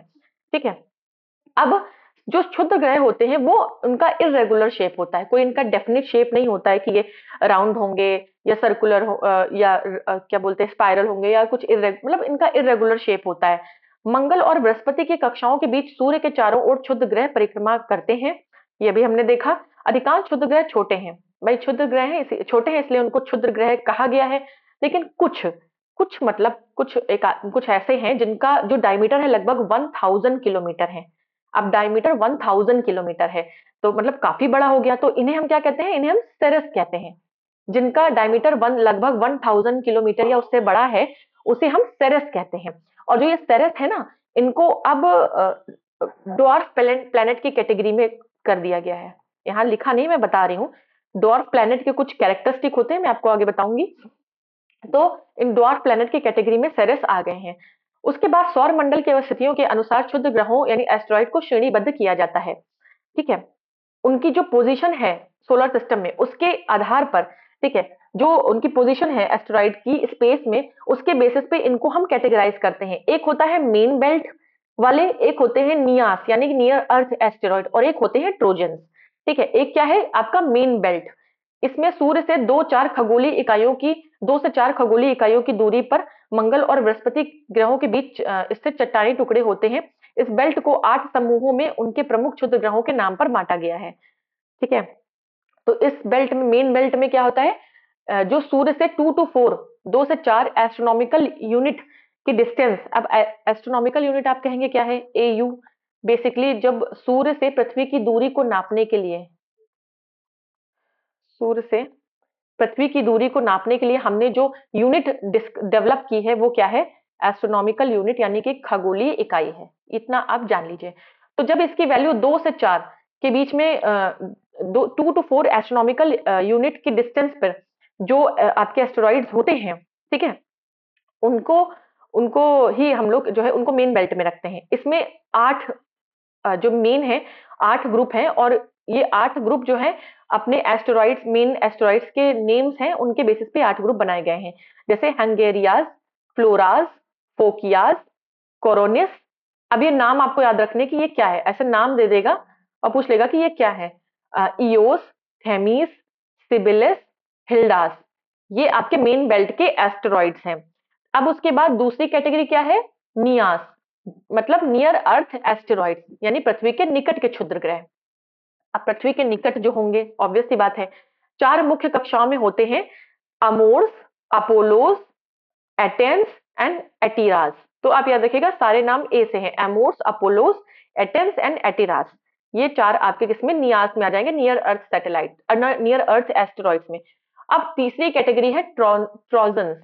ट्रोजन्स, ठीक है, ये बृहस्पति के लैग्रेंज बिंदु के समीप हैं। तो याद रखिएगा कि जो आपके अर्थ के पास हैं वो 4 हैं, अमोर्स, अपोलोस, एटेंस एंड एटिराज।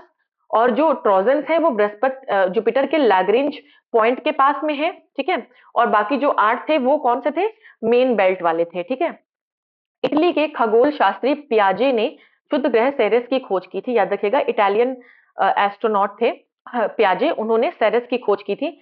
सेरेस अभी मैंने आपको बताया कि जिस एस्टेरॉइड का डायमीटर ग्रेटर देन 1000 किलोमीटर है, ठीक है, डायमीटर, तो उसको हम सेरेस कह देते हैं, और सेरेस को अब ड्वार्फ प्लैनेट की कैटेगरी में रख दिया गया है। पलास, जूनो और वेस्टा अन्य बड़े क्षुद्र ग्रह हैं। 23 सितंबर 2019 को अंतरराष्ट्रीय खगोलीय संघ द्वारा वर्ष 2006 में खोजे गए क्षुद्र ग्रह 2006 VP32 को अब प्रसिद्ध भारतीय शास्त्रीय गायक पंडित जसराज 300128 के नाम से जाना जाएगा। ये थोड़ा सा आप को याद रखना है। ठीक है, कि 2006 में एक एस्टेरॉइड खोजा गया था जिसको हम पंडित जसराज के नाम से अब जानेंगे। ठीक है, चलिए क्वेश्चन पे आ जाएंगे हम। क्वेश्चन पहला कह रहा है हमारा कि मंगल और बृहस्पति की कक्षाओं के बीच सूर्य के चारों ओर परिक्रमा करने वाले शैल के छोटे टुकड़े के समूह को क्या कहते हैं। तो अभी हमने पढ़ा कि एस्टेरॉइड या क्षुद्र ग्रह हम उसे कहते हैं। क्या कहते हैं, एस्टेरॉइड या क्षुद्र ग्रह कि कुछ का व्यास 1000 किलोमीटर तक बड़ा है, इन्हें हम सेरेस कहते हैं। ठीक है, सेरेस कहते हैं।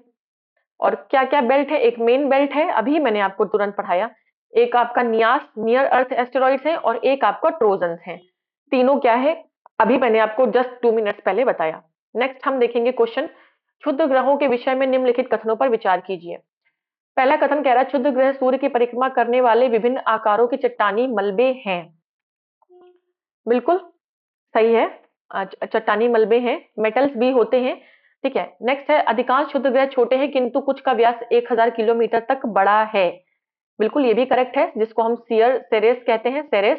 ये भी सही है, ये भी सही है।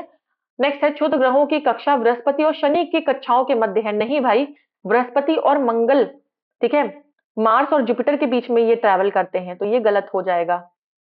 नेक्स्ट क्वेश्चन पर आएंगे। इनमें से बताना है हमें, तो तीसरा गलत था, ऑब्वियस सी बात है, 1 और 2 हमारा सही था। नेक्स्ट देखेंगे, सौर मंडल में क्षुद्र ग्रह यानी एस्ट्रॉइड छोटे खगोलीय पिंड हैं। ये जिन ग्रहों के मध्य पाए जाते हैं वो क्या है, तो मार्स और जुपिटर यानी कि मंगल और बृहस्पति के बीच में पाए जाते हैं। ठीक है, नेक्स्ट है आपका क्षुद्र ग्रहों तथा धूमकेतु के बीच में क्या अंतर होता है। यानी कि जो आपका का कॉमेट्स, ठीक है, क्षुद्र ग्रह यानी asteroids and comets, asteroids and comets के बीच में क्या अंतर होता है। तो देखिए, क्षुद्र ग्रह लघु चट्टानी ग्रहिका यानी प्लेटेनॉइड है, जबकि धूमकेतु हिम शीतित गैसों के से निर्मित होते हैं जिन्हें चट्टानी और धातु पदार्थ आपस में बांधे रखते हैं। बिल्कुल, ये बात आपकी बिल्कुल सही है। अभी आप कहेंगे मैम कॉमेट, तो अभी कॉमेट बस इसके बाद आप पढ़ेंगे, तब आपको कॉमेट का कॉन्सेप्ट बहुत अच्छे से समझ में आ जाएगा। ठीक है, तो ये बात सही है। एस्टेरॉइड जो है वो आपके स्मॉल जो रॉक पार्टिकल्स हैं, रॉक्स हैं, और जो आपके मेटल हैं उनसे बना हो प्लेटेनॉइड, उससे बने हुए प्लेटेनॉइड्स हैं, जबकि जो धूमकेतु जो कॉमेट्स हैं वो आईसी क्रिस्टल से बने हुए होते हैं। याद रखिएगा, जो कॉमेट्स हैं वो आईसी आईसी क्रिस्टल से बने हुए होते हैं और जिन्हें चट्टानी और धातु पदार्थ आपस में बांधे रखते हैं। बिल्कुल सही है। नेक्स्ट है क्षुद्र ग्रह अधिकांशतः बृहस्पति और मंगल के परिक्रमा पथों के बीच में पाए जाते हैं। बिल्कुल सही, जबकि धूमकेतु अधिकांशतः शुक्र और बुध के बीच पाए जाते हैं। देखिए, ये तो सही है कि जुपिटर और मार्स के बीच में आपको एस्टेरॉइड्स देखने को मिलते हैं, लेकिन जो कॉमेट्स हैं, कॉमेट्स आपको देखने को कहाँ मिलते हैं, आपको कुइपर बेल्ट में देखने को मिलते हैं। Kuiper belt Uranus Neptune Neptune के बाहर, ये एकदम बाहर, ये इधर यूरेनस है, फिर इधर सैटर्न है, इधर जुपिटर है। ठीक है, इधर से करते करते आप सन तक आ जाएंगे, तो एकदम ये जो एकदम बाहर की बेल्ट है, नेपच्यून के बाद देखने को मिलते हैं आपको क्या, कॉमेट्स, नेपच्यून के बाद। ठीक है, कॉमेट्स नेपच्यून के बाद देखने को मिलते हैं, कुपर बेल्ट में देखने को मिलते हैं, तो ये यहाँ पर गलत हो जाएगा। धूमकेतु जो है शुक्र और बुध के बीच में नहीं पाए जाते हैं, ये गलत है। नेक्स्ट है धूमकेतु गोचर दीप्तिमान पुच्छ दर्शाते हैं, जबकि क्षुद्र ग्रह यह नहीं दर्शाते। यानी comet show a perceptible glowing tail, perceptible glowing tail while asteroids do not. Yes, आपको भी मैं बताऊंगी कि कैसे जो धूमकेतु है उसमें टेल होती है। ठीक है, एस्टेरॉइड्स में टेल नहीं होती है। तो 1 और 3 आपका करेक्ट है, और 2 जो है वो आपका बिल्कुल गलत है। 2 गलत है और 1 और 3 आपका बिल्कुल करेक्ट है, तो यहाँ बी ऑप्शन करेक्ट हो जाएगा। जब आप अभी कॉमेट्स पढ़ेंगे ना, धूमकेतु, तब आप वहां पर देख लेंगे। देखिए, यहाँ पर मैं थोड़ा सा बता भी देती हूँ। धूमकेतु सौरमंडलीय निकाय है, यानी जो कॉमेट्स है वो भी एक एस्ट्रोनॉमिकल एंटिटी है जो पत्थर, धूल, बर्फ और गैस से बने हुए छोटे छोटे खंड होते हैं, यानी कि आइस, डस्ट और गैस, रॉक से बना हुआ होता है। ये ग्रहों के समान सूर्य की परिक्रमा करते हैं जैसे एस्टेरॉइड्स करते हैं। धूमकेतु के 3 मुख्य भाग होते हैं, नाभि, कोमा और पूंछ, कोमा एंड टेल। ठीक है, न्यूक्लियस, कोमा एंड टेल इसके पार्ट होते हैं। नाभि धूमकेतु का केंद्र होता है जो पत्थर और बर्फ यानी आइस और रॉक्स का बना होता है। नाभि के चारों ओर, ठीक है, जैसे ये नाभि है, ठीक है, ये पत्थर और रॉक्स एंड आइस का बना होता है। इसके चारों ओर गैस, इसके चारों ओर क्या होता है, गैस और धूल के बादल को कोमा कहते हैं। अब क्या होता है कि ये है आपका कहाँ, नेपच्यून के बाद। आप कॉन्सेप्ट समझ ही लीजिए। नेपच्यून, अब नेपच्यून बहुत ठंडा है क्योंकि सूर्य से बहुत दूर है, इसलिए बहुत ठंडा है। और यहाँ पर ये जो है ये भी आइसी क्रिस्टल से बने, आइस आइस से बने होते हैं, काफी ठंडे होते हैं। जब ये अर्थ के पास, जब ये परिक्रमा करते हैं, तो जब अब यहाँ से, जैसे ये आपका सन है, ठीक है, ये नेपच्यून का ऑर्बिट है और ये कुपर बेल्ट है, यहाँ पर सबके कॉमेट्स जो है परिक्रमा कर रहे हैं। अब एक बार ये कॉमेट यहाँ होगा, लेकिन किसी टाइम पे ये कॉमेट यहाँ आएगा, यानी सन के पास में आ गया है, यहाँ पे किसी टाइम पे यहाँ आएगा। जब ये कॉमेट सन के पास आते हैं तो इनका जो इसमें वाटर कंटेंट होता है, जो आइस है, वो क्या होती है, पिघलने लगती है। ठीक है, सन के टेम्परेचर की वजह से, सन का जो हीट है उसकी वजह से क्या होती है, इसकी जो आइस पिघलने लगती है, और वाटर कहाँ जाएगा, इतनी तेज सनलाइट है, इतना टेम्परेचर है, तो ऑब्वियस सी बात है इवापोरेट हो जाएगा। इवापोरेट हो जाएगा तो ये क्या, टेल बनाने लगता है। ठीक है, टेल हमेशा सन से फिर दूर भागने की कोशिश करती है। ठीक है। नाभि के चारों ओर गैस और धूल के कण बादल को कोमा कहते हैं। नाभि और कोमा से निकलने वाली गैस यानी आयन और धूल दो पूंछ का आकार ले लेती है। ठीक है, जब वो आपका इवेपोरेट होगा, ठीक है, कोमा से जो वाटर इवेपोरेट और जो सॉरी नाभि में जो आइस है वो इवेपोरेट होगी और कोमा से जो गैस और आयन है वो दूर दूर भागने लगेंगे, तो धूल दो पूंछ का आकार ले लेती है। धूमकेतु मुख्यतः कुपर बेल्ट में और ऊर्ट क्लाउड में पाए जाते हैं, जो कि अभी मैंने आपको बताया। शुद्ध ग्रह पथरीले और धातुओं के ऐसे पिंड हैं जो सूर्य की परिक्रमा करते हैं और ये मंगल और बृहस्पति के बीच में होते हैं। तो कॉमेट्स आई होप आप समझ गए होंगे, नहीं समझे होंगे तो अभी मैं आपको फिर से बता दूंगी। अभी हम पढ़ेंगे, ठीक है। ये देखिए कॉमेट्स एंड मेटियोर्स। नेक्स्ट जो टॉपिक है वो आपका धूमकेतु और उल्का है। ठीक है, धूमकेतु को क्या कहते हैं? कॉमेट्स। और उल्का क्या है आपका? मेटियोर्स। ठीक है, कॉमेट्स एंड मेटियोर्स।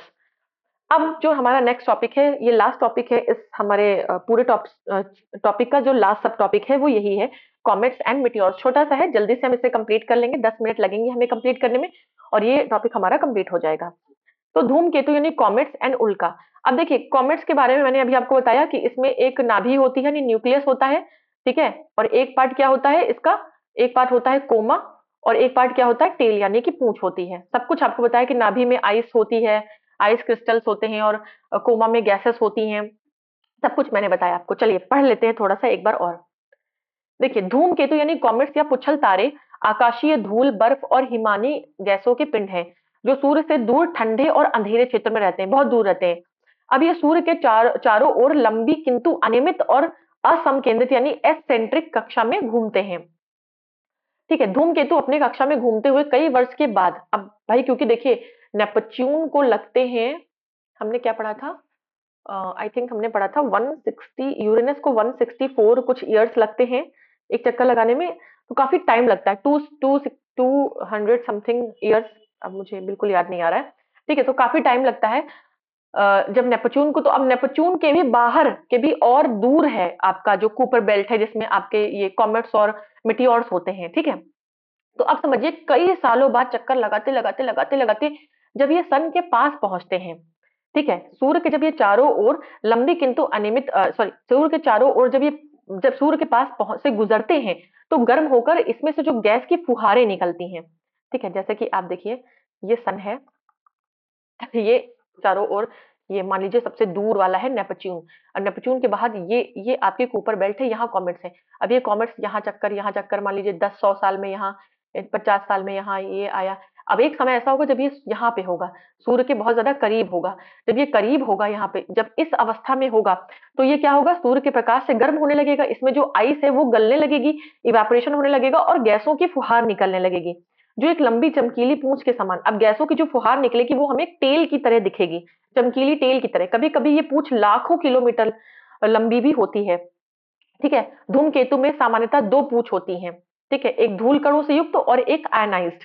तो दो तरह की टेल होती हैं। आपका जो कॉमेट्स होते हैं उसमें दो टेल होती है, एक तो डस्ट की टेल होती है और एक आयनाइज्ड टेल होती है। दोनों की उत्पत्ति कोमा से ही होती है। कोमा आपको बताया तीन पार्ट होते हैं, नाभि, कोमा और टेल, तीन पार्ट होते हैं कॉमेट के। और ये विद्युत आवेशित कणों से युक्त आयोनाइज्ड पुच्छ सौरिक चुंबकीय क्षेत्र से उत्पन्न चुंबकीय बल के विशेष प्रभाव के कारण सूर्य के विपरीत दिशा में होती है। तो ये हमेशा याद रखिएगा आप कि ये जो सन रेडिएशन और प्रेशर और सोलर विंड एक्सेलरेट करती है, जिसकी एक्सेलरेट मटेरियल होते हैं, जो एक्सेलरेट करते हैं मटेरियल को अवे फ्रॉम द सन, इसलिए जो ये पूछ होती है वो हमेशा उसको जो है रिपल्स करती है एक तरीके से। ठीक है, रिपल्स करती है, जो टेल होती है वो हमेशा सन से दूर की तरफ जाती है और सौर हवाओं के सहारे आगे बढ़ती है। जबकि धूल कणों से युक्त, ये आयनाइज्ड की बात कर ली हमने, और जो धूल यानी जो डस्ट वाली टेल होती है वो सूर्य से उत्पन्न विकिरण दबाव में बढ़ती है, विकिरण दबाव में बढ़ती है। धूमकेतु के शीर्ष को कोमा कहते हैं। धूमकेतु मुख्यतः कूपर बेल्ट और ऊर्ट क्लाउड में हमें देखने को मिलते हैं। नेपच्यून ग्रह के परे, यानी परे का मतलब पार, ठीक है, कि कूपर बेल्ट में धूमकेतु लघु अवधि के धूमकेतु होते हैं जो सूर्य की परिक्रमा करने में 200 वर्ष से कम का समय लेते हैं।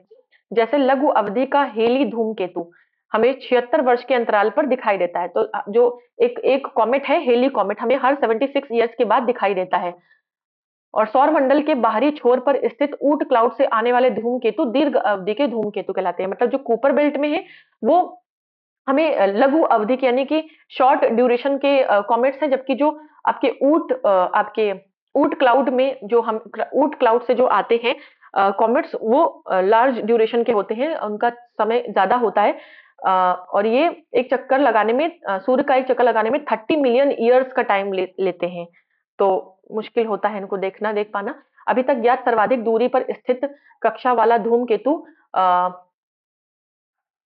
2,50,000 वर्षों से अधिक साम अच्छा, अभी तक ज्ञात सर्वाधिक दूरी पर स्थित कक्षा वाला धूमकेतु 2,50,000 वर्षों से अधिक समय सूर्य का परिक्रमा लगाने में लेता है।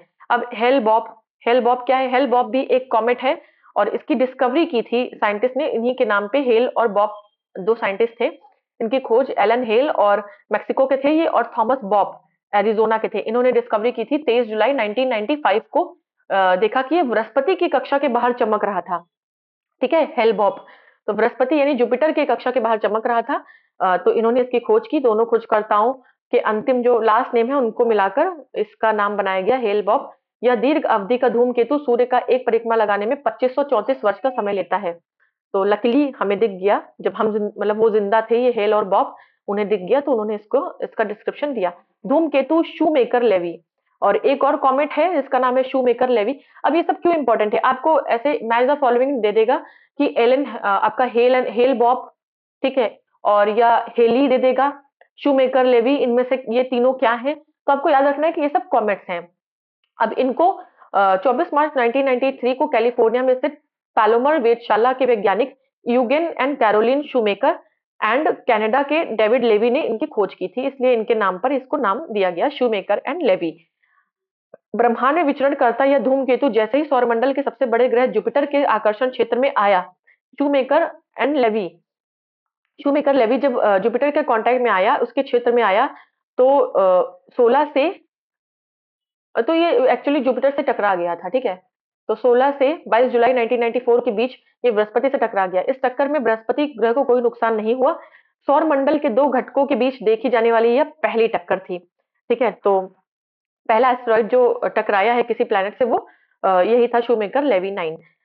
67P चुर्यूमोव गेरासिमेंको, ये नाम है 67P चुर्यूमोव गेरासिमेंको नाम एक धूमकेतु यानी कॉमेट के विस्तृत अध्ययन के लिए रोसेटा रोबोटिक मिशन। अब ये एक कॉमेट है, इसको स्टडी करने के लिए एक मिशन भेजा गया, रोसेटा रोबोटिक मिशन 2 मार्च 2004 को एरियन 5G प्लस रॉकेट से भेजा गया। कहां से? फ्रेंच गुयाना के कोरू स्थित प्रक्षेपण क्षेत्र से। अंतरिक्ष में तीव्र गति से घूमते हुए अत्यंत सूक्ष्म ब्रह्मांडीय कण को मेटेरॉइड्स कहते हैं। अब देखिए मेटेरॉइड्स का यहाँ पर कॉन्सेप्ट आ गया। देखिए अंतरिक्ष में तीव्र गति से घूमते हुए अत्यंत सूक्ष्म ब्रह्मांड यानी एस्ट्रोनॉमिकल पार्टिकल्स को हम मेटेरॉइड्स कहते हैं। आप देखिए इसमें कई सारे टर्म्स हैं। जब ये ब्रह्मांड की कक्षा में, ठीक है, जो सन ऑर्बिट्स में घूमता रहेगा, जो छोटे ब्रह्मांडीय कण है, तो उसे हम क्या कहते हैं? मेटेरॉइड्स कहते हैं। क्या? मेटेरॉइड्स, ठीक है। और जब ये कण पृथ्वी या अन्य ग्रह जैसे मंगल है, इनके वायुमंडल यानी एटमॉस्फेयर में प्रवेश कर जाते हैं, तो अधिक गति और घर्षण के कारण जल उठते हैं। तब इन्हें उल्का यानी कि मिटियोर्स कहते हैं। मतलब वही ब्रह्मांड का कण, ब्रह्मांडीय कण जब आपका सूर्य के सॉरी ऑर्बिट्स में चक्कर लगा रहा होता है, यानी कि पार्टिकल्स या डेब्रीज जब सन के चारों ओर चक्कर लगा रहे होते हैं, तो उन्हें हम मेटेरॉइड्स कहते हैं। लेकिन जब वो किसी ग्रह के एटमॉस्फेयर यानी वायुमंडल में प्रवेश कर जाते हैं, तो उन्हें हम क्या कहते हैं? मिटियोर्स कहते हैं, यानी उल्का कहते हैं। ये आकाश में प्रकाश की चमकती हुई चमकीली लकीर यानी कि ब्राइट स्ट्रीक के तरह हमें दिखते हैं, जिन्हें हम टूटने वाला तारा यानी शूटिंग स्टार या फॉलिंग स्टार भी कहते हैं। तो याद रखिएगा कि मिटियोर्स यानी कि जब जो डेब्रीज हैं, जो पार्टिकल्स हैं, जब वो सन ऑर्बिट को सन के चारों चक्कर लगाना छोड़कर किसी ग्रह के ऑर्बिट में आ जाते हैं, ठीक है, उसके चारों चक्कर लगाने लगते हैं, तो उसे मिटियोर्स कहते हैं यानी उल्का कहते हैं। और ये चमकते हैं, ठीक है, क्योंकि इनमें वेलोसिटी और फ्रिक्शन ज्यादा होता है, तो ये जल जाते हैं, ठीक है। जब ग्रह के चारों ओर आते हैं तो वेलोसिटी एंड फ्रिक्शन के कारण जल उठते हैं, तो ये हमें काफी चमकदार दिखाई देते हैं। और चमकती हुई चीज हमें ऐसे दिखती है, तो उसे ही हम फॉलिंग स्टार या शूटिंग स्टार, जैसे हम टूटने वाला तारा जिसको देख के नहीं लोग विश मांगते हैं, ऐसा कुछ करते हैं, तो बेसिकली ये वही होता है। तो मिटियोर्स ही उसे बोलते हैं मीटियोर्स। वही जो डेब्रीज है, जब वो आपके किसी ग्रह के एटमॉस्फेयर में आ जाती है, वायुमंडल में आ जाती है, तो उसे मीटियोर्स कहते हैं। Bright streak, shooting star, falling star कहते हैं। सामान्यतः ये पृथ्वी के वायुमंडल में अत्यधिक गति और घर्षण से पृथ्वी की सतह पर पहुंचने से पूर्णतः जलकर राख हो जाते हैं। ठीक है, परंतु कुछ पिंड वायुमंडल के घर्षण से पूर्णतः नहीं जल पाते। ठीक है, कुछ जो जलकर राख हो जाते हैं, ऐश का फॉर्मेशन कर लेते हैं, लेकिन कुछ नहीं जल पाते हैं और चट्टानों के रूप में पृथ्वी पर आ गिरते हैं, जिन्हें हम उल्का पिंड कहते हैं। तो वो उल्का होते हैं, ऐश के फॉर्म में आते हैं, और कुछ जो पूरी तरीके नहीं जल पाते उन्हें उल्का पिंड कहते हैं। और जब वो पृथ्वी पर आकर गिर जाते हैं तो उन्हें हम क्या कहते हैं? मेटेरॉइड्स कहते हैं। मेटेरॉइड्स अलग होता है, ठीक है, मेटेरॉइट्स अलग होता है। ये टी है, वहां पर डी था। तो जब वो आकर गिर जाते हैं अर्धजली अवस्था में, तो उसे उल्का पिंड या मेटेरॉइड्स कहते हैं। तो भाई याद रखिएगा कि मेटेरॉइड्स क्या होता है। मेटेरॉइड्स, तीन टर्म याद रखें, मेटेरॉइड्स, मेटियोर्स और मेटेरॉइड्स। ठीक है, ये वाला जो है मेटेरॉइड्स, यानी कि जब डेब्रीज या पार्टिकल्स सन की ऑर्बिट में चक्कर लगा रहे होते हैं तब वो मेटेरॉइड्स कहलाते हैं। वही पार्टिकल्स या डेब्रीज जब किसी ग्रह के वायुमंडल में आ जाते हैं तो उन्हें हम मेटियोर्स कहते हैं। और वही जब अर्धजलीय अवस्था में पृथ्वी की सतह पर आकर गिर जाते हैं तो उन्हें हम मेटेरॉइड्स कहते हैं। तो ये आपको याद रखना है, ये काफी इंपॉर्टेंट है। चलिए क्वेश्चन को करेंगे हम। पहला क्वेश्चन हमारा क्या कह रहा है? धूमकेतु की पुच्छ सूर्य से परे दिष्ट होती है क्योंकि। अब देखिए, जो कॉमेट्स होता है, कह रहा है जो उसकी टेल है वो हमेशा डायरेक्टेड होती है अवे फ्रॉम द सन। क्यों हमेशा away from the sun direct होती है? ऑप्शन दिया आपको, जैसे जैसे धूमकेतु सूर्य के चारों ओर घूर्णन करता है वैसे वैसे उसका हल्का द्रव्यमान केवल अपकेंद्रीय बल के कारण दूर क्षिप्त हो जाता है। तो ऐसा कुछ तो हमने पढ़ा नहीं है, अपकेंद्रीय बल, सेंट्रीपिटल फोर्स वगैरह हमने कुछ नहीं पढ़ा। नेक्स्ट है, जैसे जैसे धूमकेतु घूर्णन करता है उसका हल्का द्रव्यमान उसकी पुच्छ की दिशा में स्थित किसी तारे द्वारा आकर्षित हो जाता है। ये भी हमने नहीं पढ़ा। सूर्य द्वारा उत्सर्जित विकिरण धूमकेतु पर भैज्य दाब डालता है जिससे उसकी पूंछ सूर्य से दूर क्षिप्त हो जाती है। ये हमने पढ़ा है कि द रेडिएशन, जो रेडिएशन एमिट करता है सन, ठीक है, वो एक रेडियल प्रेशर जनरेट करता है कॉमेट्स पे, जिसकी वजह से उसकी टेल हमेशा जो है सन से दूर होती है। तो यही आपका यहाँ पर करेक्ट हो जाएगा। चलिए नेक्स्ट है हमारा, हेल-बॉप किसका नाम है? तो अभी हमने देखा हेल-बॉप एक हमारा क्या है, पुच्छल तारा है, एक कॉमेट है। हेल-बॉप, हेली, शूमेकर, लेवी 9, ये सब हमारे क्या है, कॉमेट्स हैं। राइट, देखिए यहाँ पर शूमेकर, लेवी 9 धूमकेतु किस ग्रह से टकराया था? तो अभी हमने पढ़ा था कि जुपिटर से टकराया था, बृहस्पति से, लेकिन जुपिटर को कोई नुकसान नहीं हुआ था। ठीक है, नेक्स्ट है उल्का यानी मेटेओर क्या है? तो मेटेओर तीव्र गति से चलता तारा नहीं है। बाह्य अंतरिक्ष से पृथ्वी के वायुमंडल में प्रविष्ट हुए द्रव्य का अंश, तारामंडल का भाग, पुच्छहीन धूमकेतु। तो बिल्कुल ये बाह्य अंतरिक्ष से जब आपका किसी वायुमंडल में आ जाता है, पृथ्वी के वायुमंडल में जब आ जाती है डेब्रीज या पार्टिकल्स, तो उसे हम मेटियोर्स कहते हैं। ठीक है, चलिए तो ये हमारा क्वेश्चन था। तो यस, ये हमारा जो पार्ट है फिनिश हो गया है। और नेक्स्ट जो है, अब हमारा क्या स्टार्ट होगा, नेक्स्ट टॉपिक स्टार्ट होगा। नेक्स्ट टॉपिक है हमारा अर्थ के बारे में, सब कुछ पढ़ेंगे हम। सेकेंड,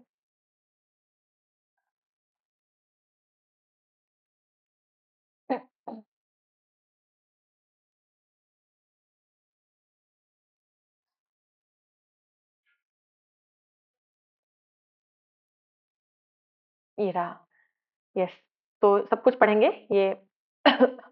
आपका पृथ्वी, तो नेक्स्ट जो टॉपिक है वो हमारा पृथ्वी के बारे में है। पृथ्वी के बारे में भी हम बहुत इंटरेस्टिंग चीजें सब पढ़ेंगे।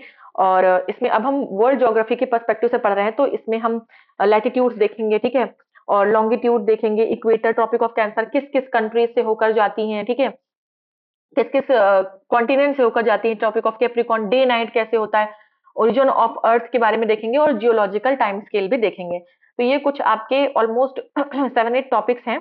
तो 2 से 3 लेक्चर हम लेंगे इसमें 7-8 टॉपिक्स को कंप्लीट करने के लिए। उसके बाद जो हमारे टॉपिक्स हैं वो सब बहुत ही छोटे छोटे टॉपिक हैं। टोटल 52 टॉपिक्स हैं, बट बहुत जल्दी हम इसको कवर कर लेंगे क्योंकि बहुत ज्यादा लेंदी टॉपिक्स नहीं है, क्योंकि केवल यही दो बहुत ज्यादा लेंदी टॉपिक्स थे हमारे। एक तो हमारे यूनिवर्स वाला और ये एक अर्थ वाला, इसमें ही कई सारे सब टॉपिक्स हैं, बाकी सब में सिंगल सिंगल टॉपिक है। तो चलिए आज के लिए इतना ही। नेक्स्ट सेशन में हम अर्थ यानी पृथ्वी के बारे में पढ़ेंगे और 2 से 3 लेक्चर में इस चैप्टर को कंप्लीट कर लेंगे। उसके बाद सारे लेक्चर हमारे फटाफट से हो जाएंगे और वर्ल्ड ज्योग्राफी हमारी कंप्लीट हो जाएगी। उसके बाद हम नेक्स्ट पॉलिटी को स्टार्ट करेंगे। तो यस, आज के लिए इतना ही रखेंगे, मिलेंगे नेक्स्ट सेशन में। तब तक के लिए चैनल को सब्सक्राइब नहीं किया है तो जाएँ और सबसे पहले हमारे चैनल सफलतागंज को सब्सक्राइब करें, लाइक करें, वीडियो पसंद आए तो शेयर करें और कमेंट बॉक्स में अपना रिएक्शन देना ना भूलें। चलिए आज के लिए इतना ही, मिलते हैं नेक्स्ट सेशन में, तब तक के लिए जय हिंद, जय भारत, गुड बाय।